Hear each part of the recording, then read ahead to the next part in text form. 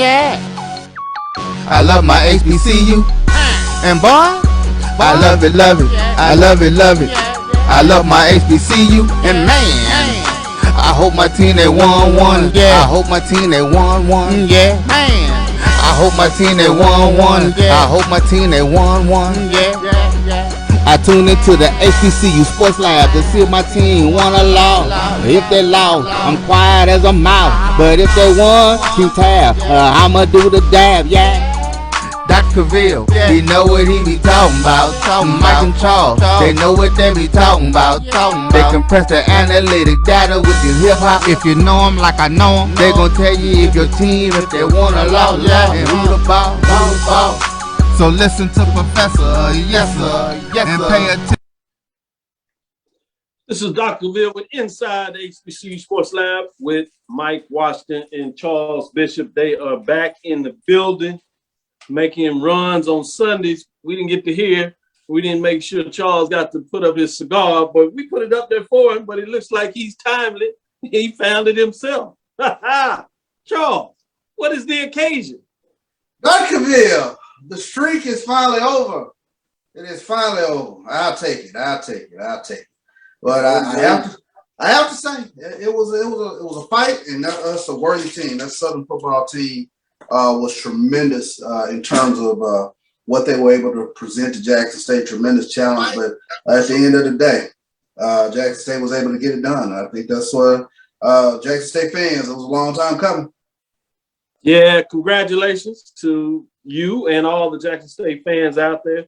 Well done, well played. It was a thrilling game in many different ways. I was totally excited about watching it. But in terms of Mike, how you doing today? I'm doing all right, Doc. Had a chance to play little golf tournament today on behalf of the Prairie View Foundation. So had a chance to hit the sticks today. Unfortunately, I don't have a cigar. PV fell short on its road tour to Alcorn State. Hard-fought game. Too many mistakes, bad calls or bad officiating calls, toward the end of the game. You can call it, what you want. Prairie View gave, the officials a chance to, to botch or make calls. So unfortunately, Prairie View lost. They still controlled their destiny if they went out. So unfortunately, I don't have my cigar just yet, but I know I will have it soon. And it looks like, it's headed toward that little city in Mississippi called Jackson. So my cigar is right behind me, if you will, and it's getting ready. It will make the trip to Jackson. It is a Cuban. So we in the Texas Alpha Nation hold that for a special occasion. So when we face Jackson, when we beat Jackson State, cigars will come out to play. That's just me and my good friend CB there. Yeah, Mike. Hey, you can put that cigar in a glass case. I love it. Keep it in the glass case. That's where it will stay. Oh man, hey, y'all got 2 weeks for all this. Slow down. This is Dr. Cavil's Inside the HBCU Sports Lab with Mike Washington, Charles Bishop, and they are having too much fun. But welcome to the lab listeners out there. Welcome to episode 207 Inside the HBCU Sports Lab radio show and podcast and show that's covering the sporting HBCU dash for all things HBCU sports from institutions large and small, from the NAIA to the NCAA.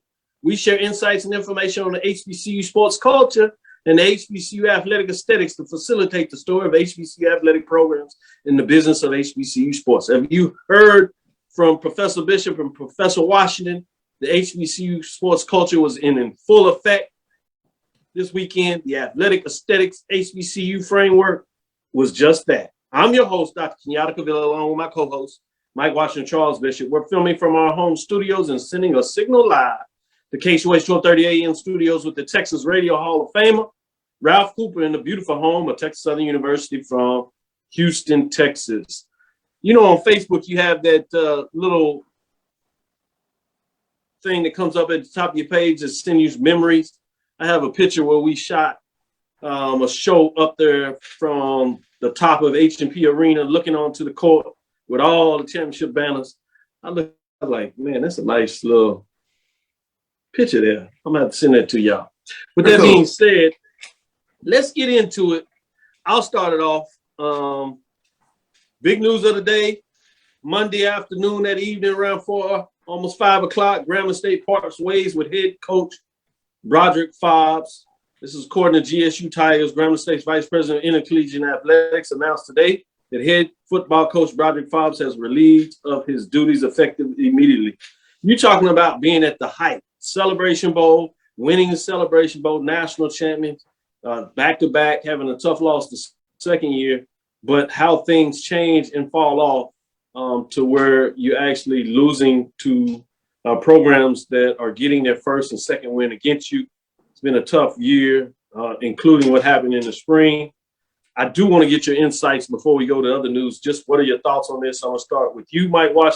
What are your thoughts in terms of Grambling State parting ways, if you would, with Broderick Fobbs? Yeah, it's unfortunate, and you tip your hat despite the consequences to Coach Fobbs. He's done a tremendous job. The last few seasons, they've seen kind of a downplay or a regression, but we can't overlook and overstate the impact that he had to this program. They, a 2017 championship, so unfortunately they've had a downslide, and, unfortunately decisions have to be made. So he was hired in 2014. He completes his term, at 54 and 32 overall, which included, SWAC championships, 2 Celebration Bowl appearances, and the Black College Football National Championship. So despite the fact that, Grambling has decided to part ways, you got to tip your hat to the job that he came in and has done. 3-time SWAC Coach of the Year. That, they don't give those out. So you got to tip your hat. And unfortunately, it just, it's where the rubber meets the road. And unfortunately, Grambling had to make a decision based on recent data points, recent performance, but you can't overstate the job that Coach Fobbs has done. Typically, we always look at what have you done lately, but you got to look at the totality of his whole tenure and look at what he's done for Grambling. So I'm sure he'll rest on solid feet, but hats off to Coach Fobbs. Unfortunately, they had to separate, and that's the business that we're in.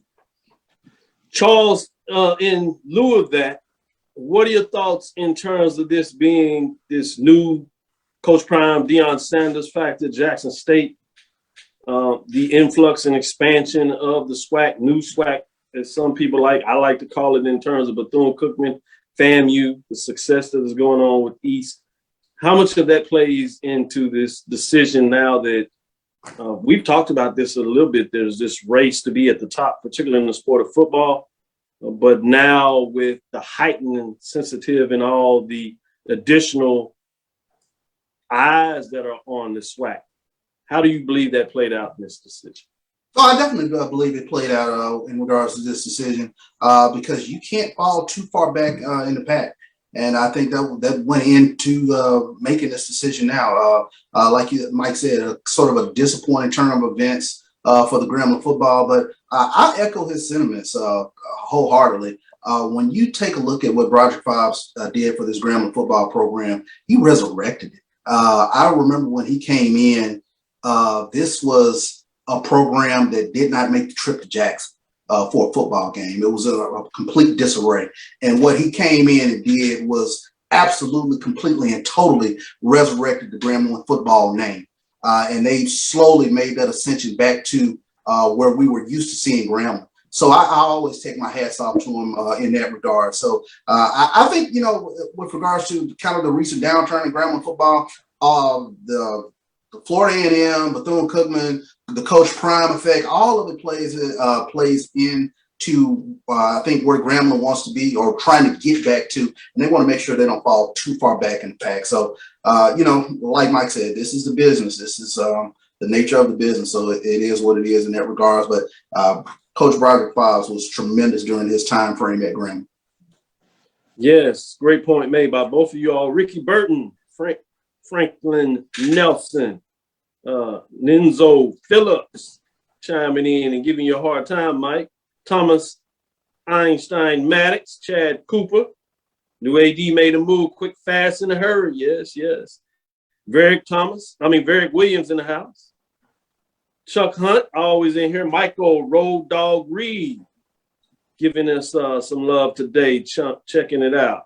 LaShawn Harris, Troy Franklin, Jason Thornton, Tremaine Scott, Ron Alvarez, Anthony Johnson, Jason Thornton, Lonnie Shaw. Hey, y'all, word on the street is Grambling is following JSU and TSU and looking at Hall of Famer Jerry Rice and Barry Sanders.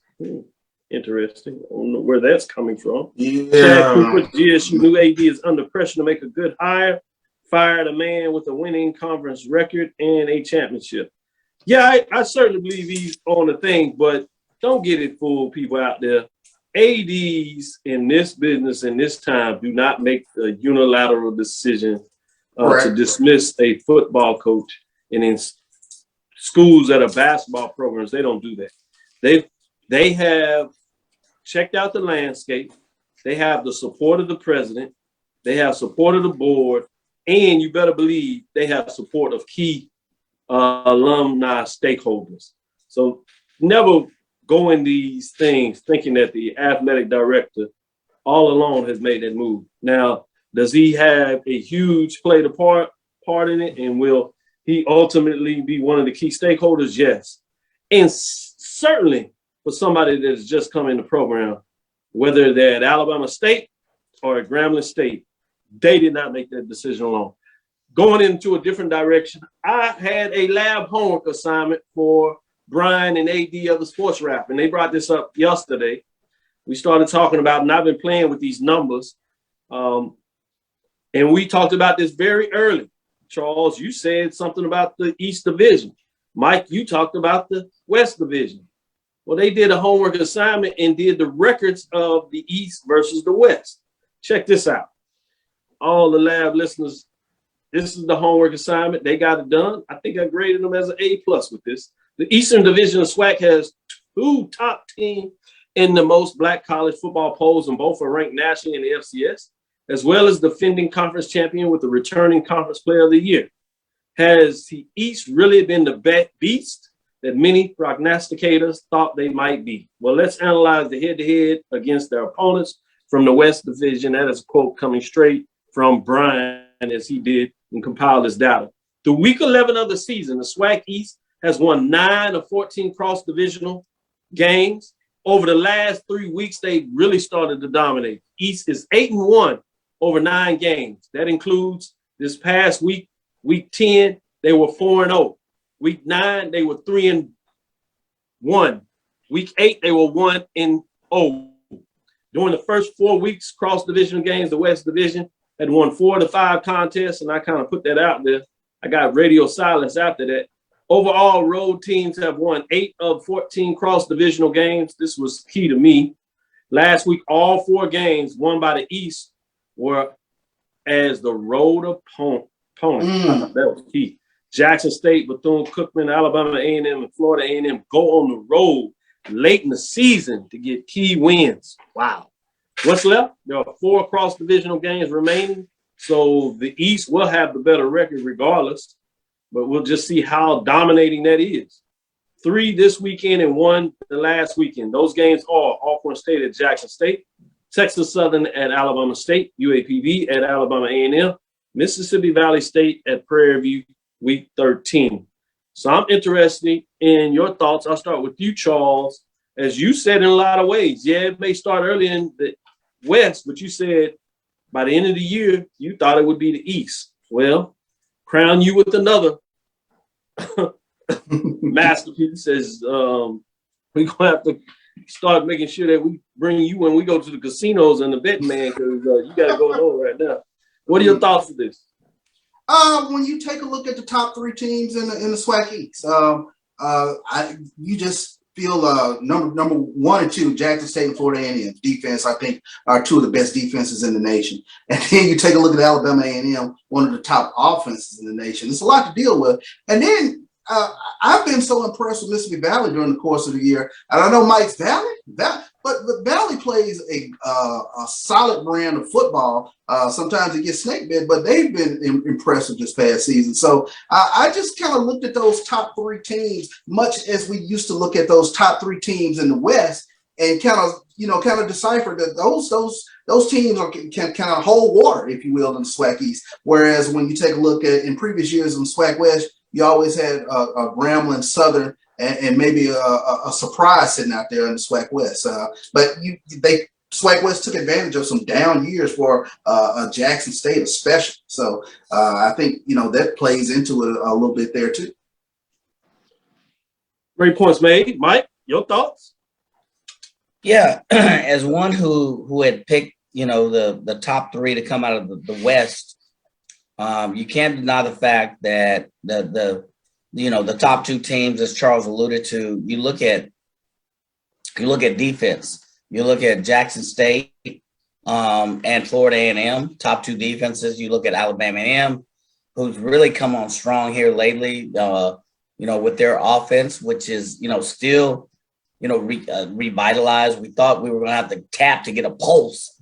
But, when we look at the West, the teams that we thought would be in there, Southern, what happened to Southern? Alcorn State started out slow, but they're peaking up. And then, you look at, what Grambling, they've kind of fallen off a little bit. So, and then, the big surprise is after a huge performance in the spring, UAPB has just fallen off the radar. I sit on several chat lines, and you get questions like, has UAPB just mailed it in? Because they, with Skylar Perry and that offensive crew, even though it's new from the spring, you expected them to compete this fall, and that just didn't happen. So it's a bit of a surprise to me, because I actually picked the West to have the 3 strongest teams, and actually it is proving to be the East based on statistics, based on data. I mean, not just based on head-to-head wins, but if you look at data, analytical, statistics in all categories, unquestionably, with a few exceptions, it is the East that is really dominating the stats, as well as the head-to-head victories, as what was revealed in your homework assignment. This is Dr. Cavil with Inside HBCU Sports Lab with Professor Bishop, Professor Washington. We're going to take this first quarter break. We'll be right back on the other side, give you the poll rankings. Won't take us long there, but we'll get into some other discussions and maybe give you some more news. But let's get into this first break. We'll be right back after this.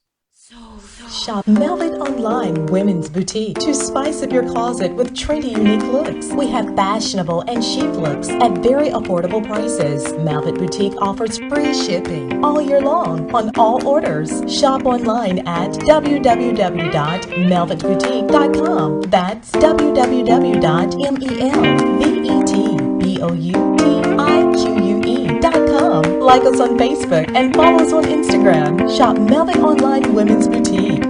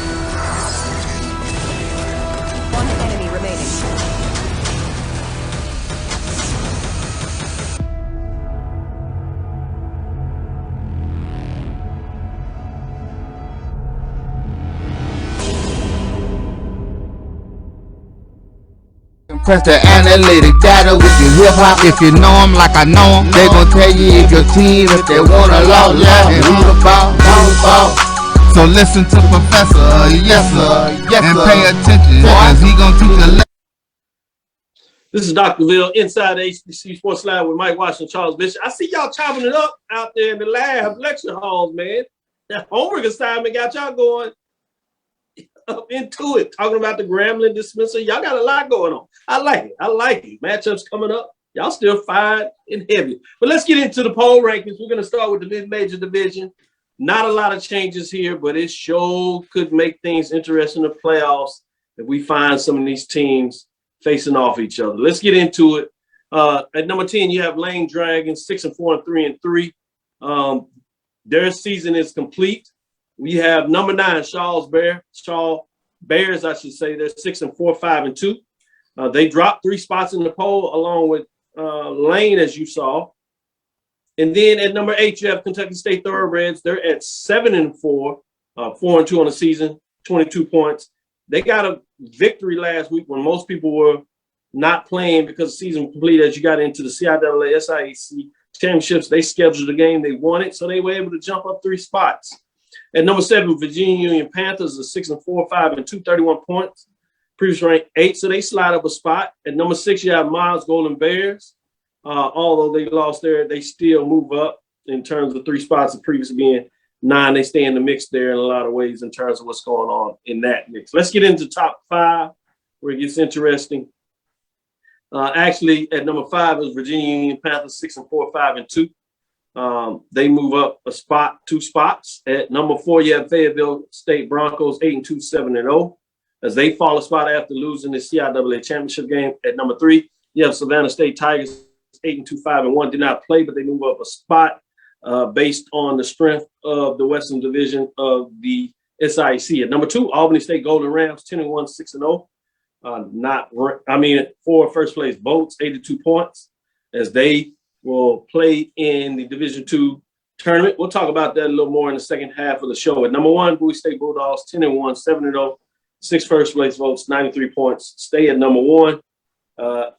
It will be interesting to see what takes place in the playoffs. As you see, the first place votes is relatively close there. Both teams are playing at a high level. Both teams have 10-1. Both teams are undefeated in conference play. Both teams won their conference championship game. It'll be fascinating. One team is ranked a little higher in terms of their ranking in the playoffs. But, Mike, what are your thoughts on the poll rankings this week in week number 11? As Bowie State is 3rd straight week, they're number 1. Yeah, no real surprise with Bowie State. I think they turned out to be who we thought they were. So no real surprise. Their offensive output. I guess you look at that same matchup again against Fayetteville. What happened? Same story again and again. and again. Groundhog Day. Yeah, exactly. So no real surprise there. Hats off to Bowie State for being able to reload with their talent. So I think your poll on Dr. Cavil is spot on with this one. Charles, what are your thoughts on the poll ranking in the mid-major division? Albany State had 6 shutouts, correct? Yes. Ooh. I'm tipping in their favor on number 1. I think they actually say in some way in terms of defense they have 7, because one of the games the score came off the offense on a pick 6 fumble recovery for a touchdown. It wasn't against literally the defense. So they've been dominated on the defensive side. Yeah. I would point out that Bowie State did lose 1 first place vote, so it's gotten a little closer in terms of that. I think in a lot of ways it's just going to go who goes the furthest in the tournament. It would be a beautiful thing if they actually played in the regional round to go to essentially the Final Four. But it'll be fascinating to see in terms of what that looks like in terms of the semifinals. Tough road to go in terms of getting past Valdosta State if they're able to get out of these first rounds. Again, we'll talk a little bit more about that. Let's get into the major division poll so we have a chance to get into it. Two teams drop out this week, major division. Tennessee State Tigers 5-5, 3-3. They will not likely have a winning season. They play Mississippi State to end the season. Norfolk State Spartans 6-4, 2-2. They fall out the poll. Two tough losses, back-to-back losses after having 20-plus point leads. Both of them they let get away, which means they let their opportunity to win the conference championship and go to the Celebration Bowl. And they had like two of the tiebreakers, had the game at home against South Carolina State, which we will talk about a little bit because that game will determine whether South Carolina State will go into the Celebration Bowl with a winning record or not. So that's fascinating. But let's get into poll rankings. Number 10, Delaware State Hornets, as we talk about, 5-5, 2-2. They're the team that gave it to Norfolk State and ended everything they wanted to do in their season. They're not ranked. They jump in the poll. This is a team, if you think about it, 5-5 that beat Bowie State, a top team in the mid-major division, but it was a close one. Fascinating to see how that works out. At number 9, North Carolina Central Eagles, 5-5, 3-1. They remain at number 9. At number 8, South Carolina State Bulldogs, 5-5, 4-0, 31. Tough loss to North Carolina A&T that jumps back in the poll at number 7. North Carolina A&T State are now at 500, 5-5, 3-3, 42 points. Be interesting what they're able to do their last game to see if they can at least resurrect and come out of the season with a winning record. And how they took that precipitous slide, that would be a statement in a lot of ways. At number 6, Hampton Pirates, 5-5, 3-3, 46 points. Jump all the way up for number 10. Teams out of the Big South, right in the middle of this poll, Hampton Pirates. They do have the win over North Carolina A&T, and they've kind of rebounded on a season that went south, so they're doing pretty well there. Top 5 programs, Alcorn State Braves, they jump back in the top 5 after a couple of weeks being out of it, or in terms of that. Big win over Prairie View. They're at 6-4, 5-2, 72 points. Major game this weekend. We'll talk about that as well. At number 4, Alabama A&M Bulldogs, 6-3, 4-3, 75 points. 4th place, big road victory for them. Went down to the wire. 3 wins, 3 losses, 3 wins. How did they finish the season? They're going in trending in the right direction when many people left them to dead with joke of the world for a while there. But at number 3, Prairie View and the Panthers, they followed at a 2 spot, but stayed in number 3 at 7-2, 6-1, 76 points. At number 2, Florida A&M Rattlers, 8-2, 6-1. Move up a spot, 102 points. Started pretty high in the poll, and at the end of the season, they're finding themselves right back there.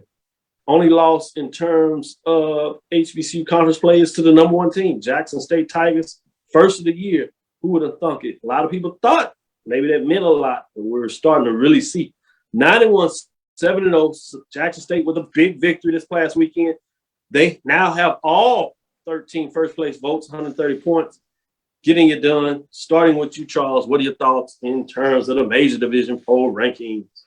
Well, first and foremost, let me congratulate South Carolina State Bulldogs for getting to the Celebration Bowl. Whatever happens in the SWAC, we know who the opponent will be.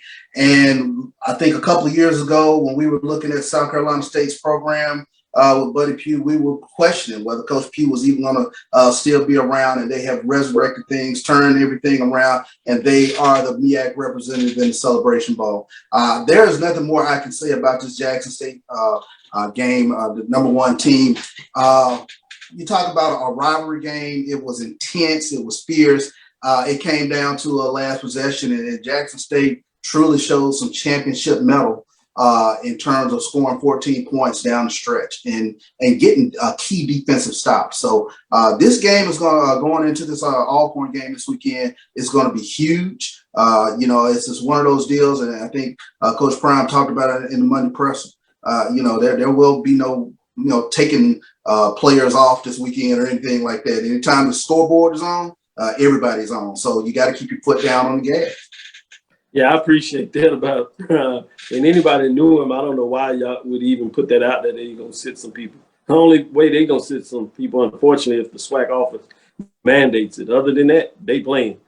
And to your point that you said, Buddy Pugh, South Carolina State, what was interesting as I was on the call to MEAC football, through that game with North Carolina A&T into the second quarter, the starting quarterback got hurt. Obviously, that hindered them in that game, but it's fascinating in terms of what that means against Norfolk State. Then we go on with the backup that was on the practice squad. I asked them the question in terms of, does the fact that they finished early now give them a chance to get the backup ready in terms of the Celebration Bowl? He said yes, but there's a chance that you can actually get the starter back. So you might see two quarterbacks being played in that game, which is going to be an interesting dynamic. Obviously, you get all those players healed, which is something that may work in South Carolina State favor that a lot of people probably didn't think about that. But getting back to the poll rankings, Mike, what are your thoughts in terms of the major division? So yeah, congratulations to South Carolina State. We went into the season thinking, could this be the same South Carolina State? Could they run the ball like they've done, historically? Could they play defense like they have historically? They've peaked and hit valleys and give it hats off to South Carolina State and the Bulldogs. They've done it, so they're in the Celebration Bowl. And hats off to Jackson State on a hard-fought game.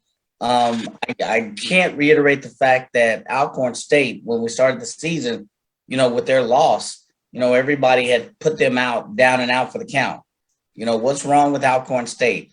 Why were there, players, pulling up with hamstrings and pulls in game one of the season? And they've slowly climbed their way up. They played Prairie View very hard and held a very tough Prairie View to a certain amount of yards, points, but now they come against Goliath in the East. So we'll see how it goes. Can that defense of Alcorn State quail the offense of Jackson State? That'll be the question. We know, Alcorn State has somewhat of a defense, but what can they do against that Jackson State offense? That'll be the question for me. It'll be a hard-fought game. I expect, we won't get into it. I'm sorry, Dr. Bill. I don't want you to shut my mic off. So I don't know predictions. So, but that'll be the question for me. That'll be the game of the week is, what will this Alcorn State defense do against Jackson State? It'll be interesting. Yeah, I see you trying to give out a little early hint. No, man, keep them wanting more. That's the name of the I know. I'm sorry. My bad. I'm sorry. Platform. So you played it well. You caught yourself. Great job. Let's go to this first half break. We'll be back, and we're going to get into some of the Division II playoffs. We got two HBCUs. Maybe talk about, did Savannah State get left out? We can talk a little bit about that more on the second half of the show. Stick with us as we get back into it as the lab lecturing fanatics are getting into it. Great comments. Keep them coming. Keep them coming. We'll be right back after this break. From novice to aficionado, find yourself here. High-quality cigars plus personal customer service with Slow Burn. Visit our website, www.slowburnwaco.com. Slow Burn is Waco's only mobile cigar lounge featuring a meticulous, curated collection of premium cigars. It's more than a mobile lounge. It's an environment and an experience rich in history, luxury, and personality. An elegant extension of any celebration occasion. It's the perfect escape and meeting place, a space where you can relax or enjoy a shared passion. Have Slow Burn plan your next big event, or before you are planning to celebrate your win over your athletic rival, you can shop our collections at www.slowburnwaco.com. But if they won, keep tab. I'ma do the dab, yeah. It's never too early to plant the seed, to share the tradition, and instill a sense of pride in your HBCU with your little ones. HBCU Pride and Joy Children's Boutique helps you share your school spirit with a wide selection of adorable kids' apparel and accessories officially licensed from your favorite HBCU. Visit hbcupridejoy.com and follow us on all social media at HBCU Pride Joy on Facebook and Twitter. Press the analytic data with your hip hop. If you know them like I know them, they gon' tell you if your team, if they wanna lose, and who the ball. So listen to Professor, yes sir, and pay attention, cause he gon' teach a lesson. This is Dr. Cavil with Inside the HBCU Sports Lab with Professor Bishop, Professor Washington, digging in here and getting it to you. We're going to get into the Division II playoffs. We have two teams in. question I have for you before we get into the breakdown of that, should there have been 3? Should Savannah State out of the SIAC, should they have been in? When you talk about they were at 8, one of the teams leapfrogged them to get into the poll ranking into the tournament. When you talk about Lenore Ryan and New, what were your thoughts in terms of what took place there? Quickly go to you, Charles. Should Savannah State have gotten in? I thought Savannah State should have gotten in. I think they had a lot of intangibles going in, potentially going into the playoffs. The biggest thing is I saw they were like the number 8 defense in the nation. And I really wanted to see how they would match up against a team. And for them to get leapfrog, I believe Savannah State's 8-2 on the season. Yes. Yeah, I didn't understand it, but this is, it's unfortunate. I really wanted to see how they would match up, and I thought they did have a worthy season where they would be right in the mix for a playoff spot. No doubt. And we know all the rules and the governing parts of that, but even with that aligned, there still was a chance they got in there. So that's why I question. So to you, Mike, what are your thoughts on that? Should Savannah State have gotten in? Yeah, I think unquestionably they should have gotten in. Not only on the defensive side, they put up quite an offensive display as well. So I don't know where they ranked accordingly in FCS football, but I just they were 8th. They were 8th in that division, and the 6 teams get in automatically. 7 really get in terms of that. They were right out of that, but the team above them lost. But the team behind them, 9, jumped over them with jumped over them. So that was a surprise as you get into it. To your point. Yeah. I knew the team behind them jumped over, but I guess I didn't understand all of the criteria for allowing that team to jump over them. Well, that was just how people on the selection committee. That's how they didn't necessarily have to jump over. That's what they selected to do. There is some formulas where if a team, in terms of the 4 conferences, if they're in a certain spot, they automatically go in. But in this case, it was because they jumped them. So you have 2 teams from the SAC, 3 teams from the Gulf South Conference, a team from the CIAA and SIAC. So that's the thing that's weird about that. I wanted to ask you that before you get in there as you're talking about that, because I think you jumped on the fact, yes, they should have got in.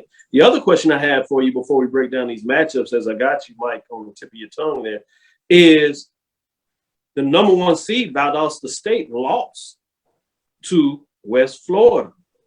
So a lot of people were talking about Saturday before that, would Bowie State and, to your point, Charles, Albany State move up? Would Bowie State get the number 1 seed, undefeated at the Division II level, played some teams outside of the conference that were traditionally strong. And so they did everything they could in terms of that, dominated the conference. Should they have gone the number 1 seed and had that bye, and Albany State move up to 2? Because those teams going in, they were at 2 and 3. They won. But you had Valdosta State lose, but they stayed at 1. But then you had some teams that jumped over them because Bowie State kept the number 2, but you actually had Albany fall to 4, which is Charles talking about. Since Savannah State, Albany State fell to 4 with West Florida that did beat Valdosta State. They jumped all the way up to 3. So sticking with you, Mike, what are your thoughts on that? And then I'll get your thoughts as well, Charles. That looks like fuzzy math to me. So first of all, you take a team like Bowie State, who you look at their record, and then you look at the team that lost, and then you don't move Bowie State up based on their record in conference, I guess. The question I ask is, what weighs more, in conference, out conference win, outside external conference wins? What weighs more with the committee? What are the decision factors? Well, I think that's the thing, Mike. All of this is subjective. So you're absolutely right. We can bubble it back and forth and all these things. And you're absolutely right that they take all this criteria. But that's the thing. It's never level set. One group of folks will say strength of schedule, as AD points out that Valdosta had the second strength of schedule. But those things change. If that was the criteria for all the time, you could schedule yourself at least non-conference to play the toughest teams. But those variables change from year to year in terms of who's ever on the selection committee. So for me, it's like I'm always going to argue for whatever rationale I use to make the decision I make. So I'm not saying that we're not crazy. We read, we understand that part of it. We understand what they said. We understand who had the strength of schedule. We're asking the question, what is the problem with the consistency when you talk about committee folks? And it's always a group of schools that no matter what the variables are at a given time, the consistency changes such that those programs that are seen as outliers never get the opportunity to create the resume that allows them to be in a position to take advantage of what they do in the season. So if the variables always change, it doesn't matter. And so I know that's kind of unfair to you, Mike, as you were in there, but I wanted to get that off. And before we get too far, I wanted to go to Charles and give you at least a decent comment on that. And then we'll kind of move around and get some things thought process. Well, real quickly, the question for me is, if Albany State was able to ascend, would it have allowed Savannah State to get? That's my question. I would think so, that they probably would have got in there. And maybe that was the ultimate decision, is we're not going to send them because we don't believe Savannah State should be in there. And if we do that, we have to put Savannah State in there. And then I have a whole different formula that also says too, and this is just the business and marketing side, which is funny to me because these folks always talk about how they market their program. It's almost like the CFP that comes out, they talk about, if you put the same teams in there, at some point, you're going to get to the point where your fan base is going to be diluted because folks are not going to think they have a participation part in it. One of the reasons that the NCAA tournament itself is so big is that you have so many teams in there, and it gives you the opportunity, even though it doesn't happen very often, is that you have those opportunity to upsets. If you have the same programs in there churning out, it becomes boring after a while, and people tune it out because you only have a certain segment of the country, in this case, or only certain programs that are always in a position. So the criteria that's set up is a major concern to me. Well, the one other point, if you'd allow me, is the NCAA looks at sometimes style points, point differential. Well, let's be careful with that because it's not the NCAA. It is I know it's not folks that represent the NCAA. We talk about this NCAA as if they're this ultimate thing. It is membership folks that are ADs that are from these same conferences that sit on the committee and they get together and they create this criteria. So it's not just a NCAA panel that is not folks. It's folks embedded. So all these folks are biased too. They're human. But let me finish my point. The NCAA does look at that. Now it's not the NCAA. If you say the committee. The committee looks at that. It's not the NCAA. Yes. That is incorrect. The committee looks at that. The committee that represents. All right. When you look at style points for you talk about that.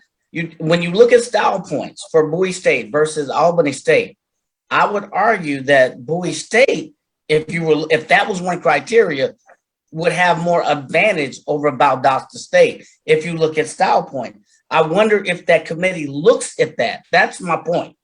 That's the problem. We don't know. They in this little quarantine camp and they come out and they ask 4 or 5 questions. And you try to ask them and they just walk you around. Well, we looked at that. No, we didn't look at that. Maybe sometimes we look at that. So your question is valid, which is the whole thing that I'm bringing up. It's just like in this secret dungeon where folks come up and they do the smoke. Do you see the smoke coming out the chimney? Do we got a new pope today? I don't know. Whatever. But it's ridiculous in a lot of ways. And yes, on purpose making fun out of it. We'll get into the tournament. Teams get an opportunity, which is good. But don't try to sell me on the greatness of this stuff when we all know it's vagary and a lot of things going on. Obviously, we understand the competition is fun and we're going to cheer for our schools, but don't sell me on more than that when that's not what it's about. So Absolutely. Getting into the matchup, number 2 seed NCAA, you got Lenore Ryan Bears, historically white college, obviously, as you know, 8-2, 6-2 on the season. They're at number 1 Bowie State Bulldogs, 10-1, 7-0. They did get a home game, credit to those involved about that. They are, again, our number 1 ranking. So that's going to be interesting. Then you have Albany State, who also got a home game. They will play Go South Conference, West Georgia Wolves, historic white college, 8-2, 5-2 at number 2 in our ranking, Albany State. That is the 4th seed for Albany State in terms of the NCAA tournament in that region, 10-1, 6-0. So it's going to be fascinating. We'll get a chance to chop that up a little more on Thursday, but I wanted to at least put it out there in terms of what that looks like in terms of these matchups. So it's fascinating. But I wanted to get in some discussion in terms of the guidelines and the rules and just gives people a different perspective as we do it and jump into it. We'll be right back after this break. We'll get into the major division, talk about some of these key matchups this weekend. It's going to be fascinating. It's not over yet. It's really, really intriguing in terms of what that looks like in that. And so appreciate you, Mike, for allowing me to use you as we talk about going through that. I know you're very aware that it's a committee, the NCAA. You set it up well for everybody out there to listen. So you give me a chance to kind of stick out my chest and do what I do. Appreciate you.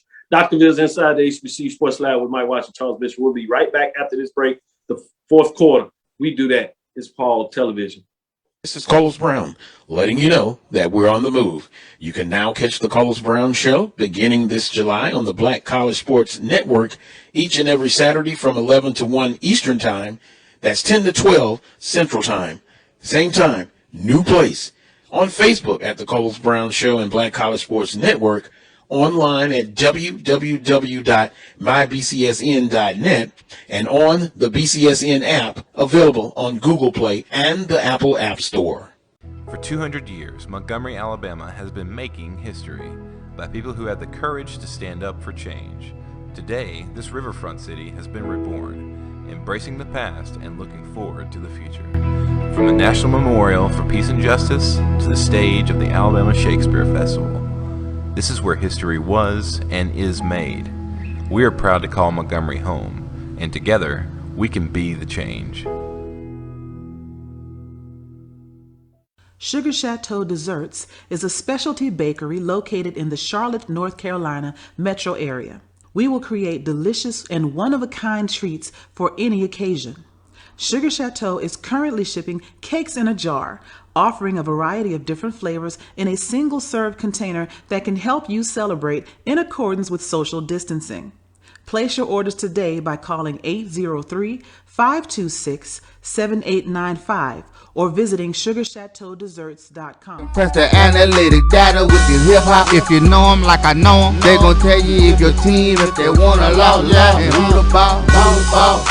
So listen to Professor, yes sir, and pay attention, cause he gonna teach us. This is Dr. Ville inside the HBCU Sports Lab. In the break, you see Charles Bishop. He's already talking about the band polo on Thursday. And we're going to see the fallout. They get interested. See what goes on there. As you know now, Norfolk State Spartans at number 8, South Carolina State Bulldogs. The Spartans are 6-4-2-2.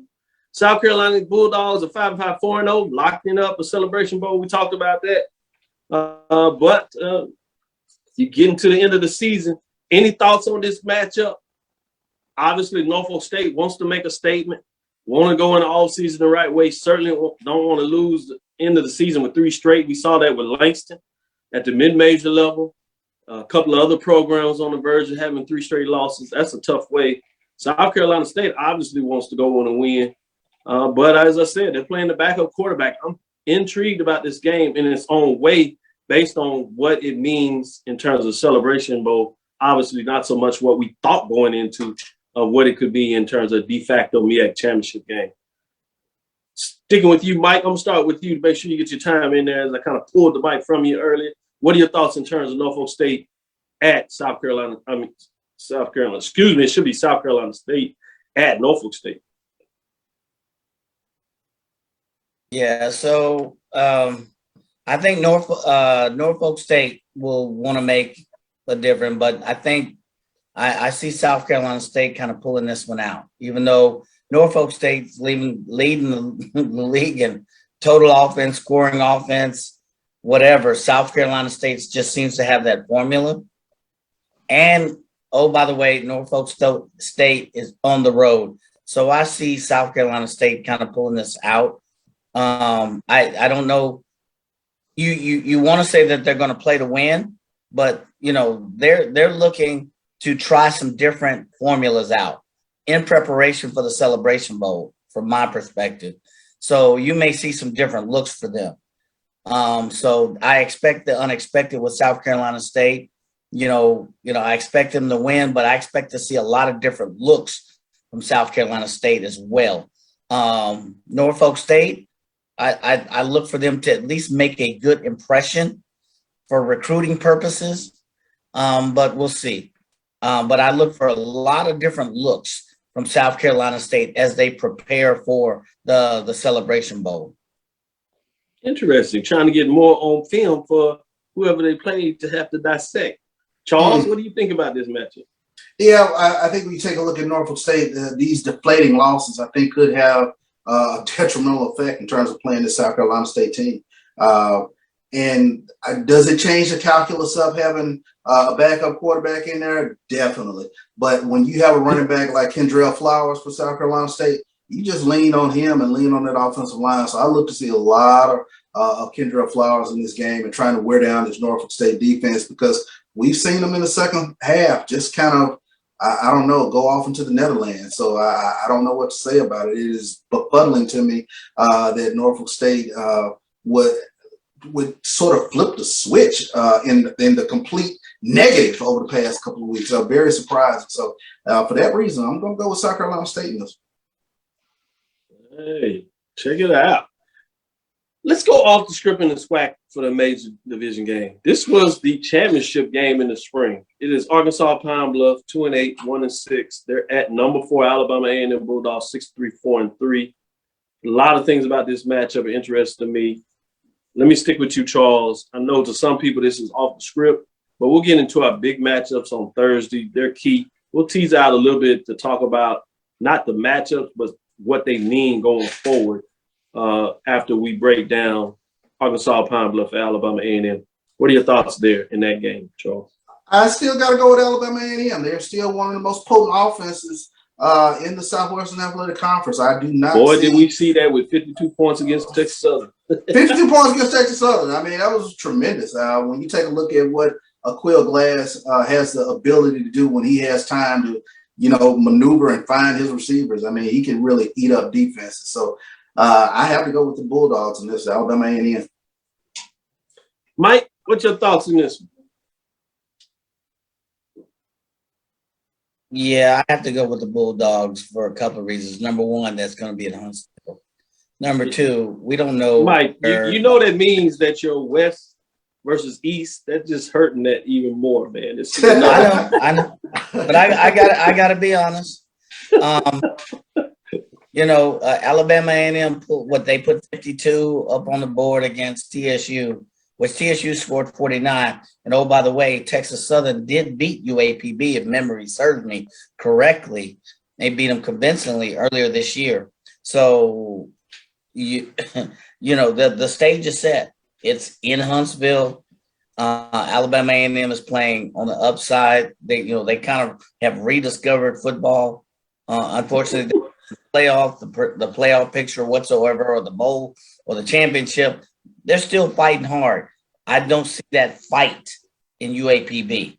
Any football prognosticators or experts would say they don't see that fight just yet. Something has happened in this UAPB machine. So for that reason, you got to expect that Alabama A&M is going to come out with a win.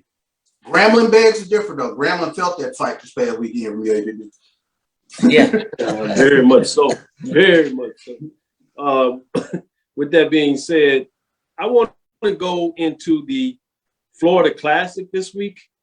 And then also in terms of the Soul Bowl, as some people call it, the SWAC Classic now, if you would, is what they're calling it in terms of that. But I don't want us to go and break down the match.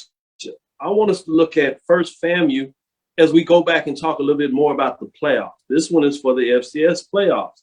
FAMU wins. They are currently in the top 25. They were in the top 25 in terms of CBS poll last week when all three teams win, Prairie View, FAMU, and Jackson State being the top-ranked team, obviously. Prairie View has fallen out of both that one and the FCS, but FAMU has jumped in the FCS poll. These polls are not part of the committee that we previously talked about. It is a committee of peers, so it's a different committee, but same type of style. What are your thoughts about if FAMU is able to get it done against Bethune-Cookman? in terms of important to the fans, they stopped that losing streak. But Mike, in terms of your thoughts, are they able to get into the FCS playoffs now that Jackson State has clinched that? Now we can really get in that conversation. If they're able to get this win, do they get in the bid to the playoffs?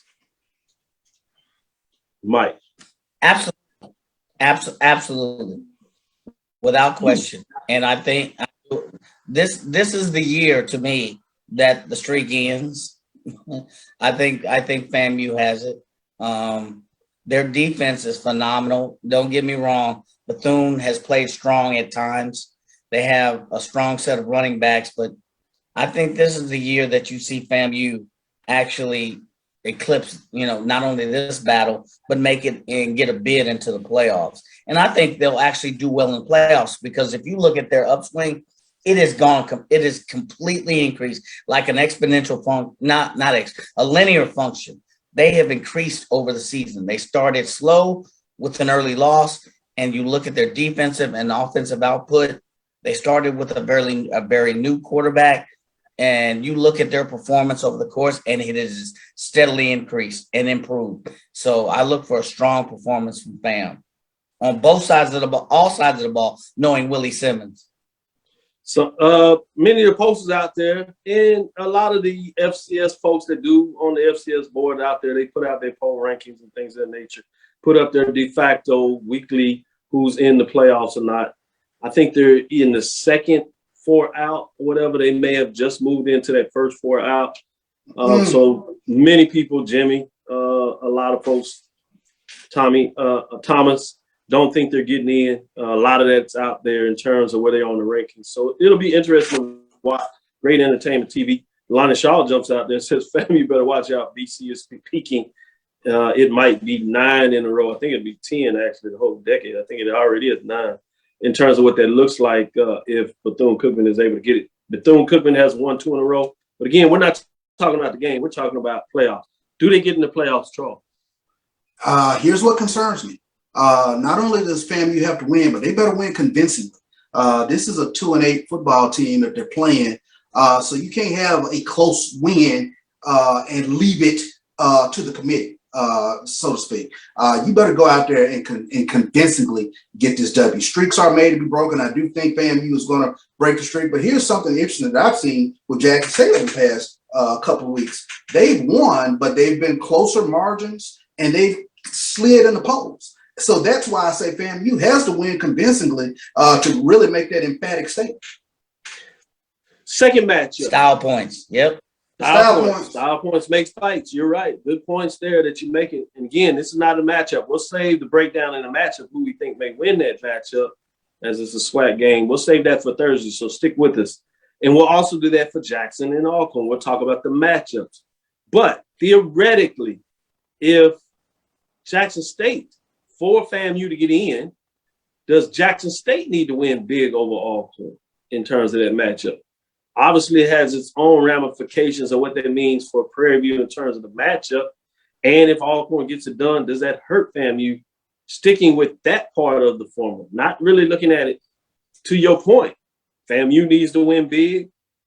Does Jackson State need to win big in terms of trying to level set where they are in the poll going back to their first matchup? Sticking with you, Charles, what are your thoughts on that part of the formula? It bolsters Florida A&M's resume if Jackson State is able to go out and win big over Alcorn. Again, like I said, over the past couple of weeks, we've seen Jackson State win by smaller margins of victory, and they've slid in the poll. So that's why, I still will be kind of scoreboard watching to see if Jackson State can put up a number, which is going to be extremely hard against Alcorn. It's a rivalry game. It's Southern all over again. It's that same intensity, that same heat. So I don't know if we're going to see this big swing in terms of point differential. I'm going to ask you that same question, Mike, but think about it like this. Is also intriguing to me. When you talk about strength of schedule and all these factors, each conference is a living and breathing thing in itself. And no matter how talented the team is, a rivalry is just that, a rivalry. So whether the rivalry is in the SWAC or the MEAC, or if it's in the Southland the Big Sky, all these conferences, when you look at it, CAA, it's a rivalry game. So the intensity of that is what it is. Some folks get the benefit of the fact that it's a rivalry game. Other folks don't. So it's always fascinating to me how you look at that too. But based on what I just asked Charles, Mike, what are your thoughts in terms of that part of it? Would it help FAMU if Jackson wins big? And as Charles said, do you think FAMU has to win big in itself?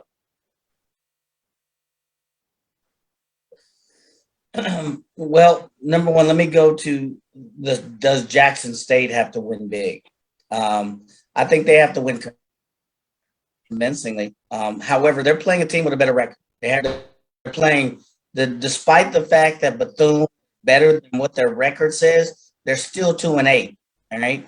So I think FAMU has to win convincingly and more impressively. I think it behooves Jackson State to win convincingly.